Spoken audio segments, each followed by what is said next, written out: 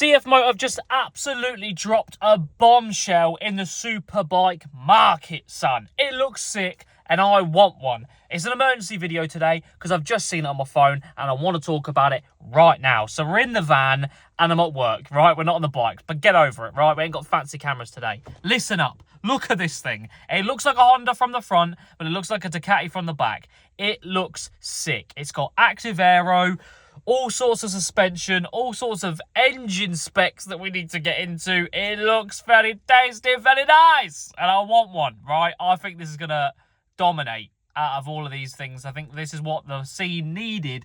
A little bit of a freshen up and a bit of a kick up to make these other brands switch it up a little bit and start pushing the boundaries, because everything kind of started to look the same for a lot of years, let's be honest. It's officially called the CFMoto SrRR. So I guess it's a triple R. Says it makes 200 horsepower, so it might as well be a triple R if it's making that much horsepower. 210, sorry. But we're looking, that's probably at the crank. We're looking more at probably 200 to 190 is the actual specs for the horsepower. It's a 90-degree engine configuration, which means it's a V4, which is interesting. A lot of people are going down the V4 route. You saw Yamaha do it in the Superbike series or whatever one it was that they released that in. People are going down the V4 route because it obviously is just producing way much more power than all the rest of them.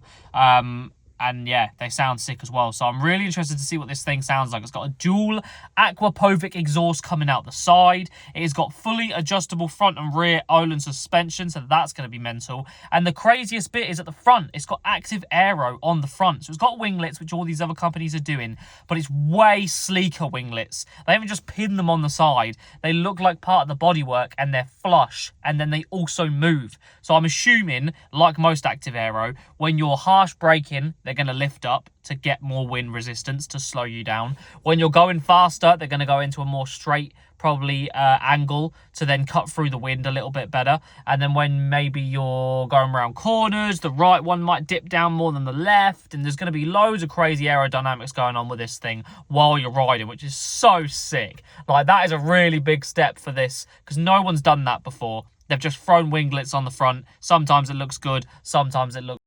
But I'm really impressed with that. I really, really like it. The front end looks exactly like a Honda. That looks like a 2007 Honda CBR from the front, which is why I like it, because I love that Japanesey sort of style, even though it's Chinese. But still, let's just go with that. The back end looks like a Ducati. So they've got the perfect mix between both styles, which is really interesting. I really like it. It's about 200 kg, so I don't really know much about weight in terms of bikes, to be honest. I don't really pay much attention to that.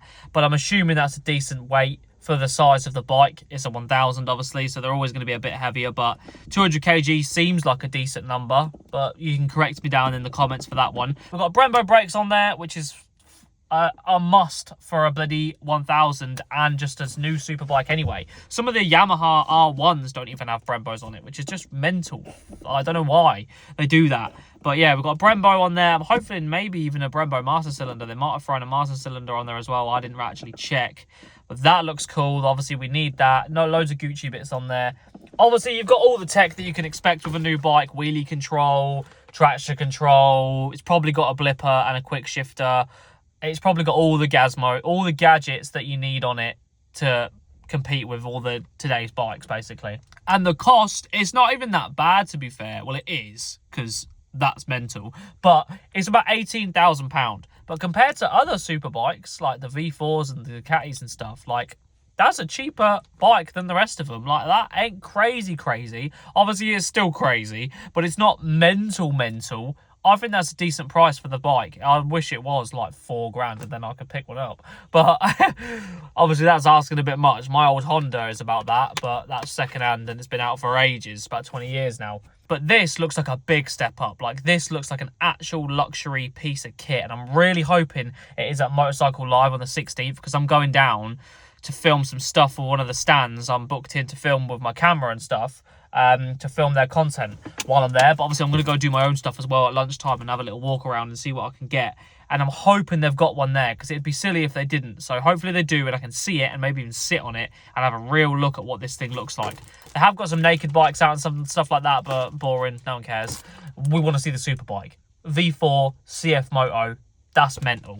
I'm really looking forward to seeing this. The torque, it's like 115 Newton meters of torque, I think, which I ain't got a clue about torque numbers. I don't know. I don't understand it, really, to be honest. I don't know what's a good torque number, but I'm assuming with a V4, it's going to be very torquey. It's got a rotating crankshaft or something like that. So, and it says in the description that that's going to stop it from being able to like power wheelie and go crazy on the power. It's going to keep it planted and still deliver the power while you're going, which is cool. Whatever that is. Don't really understand that, but cool.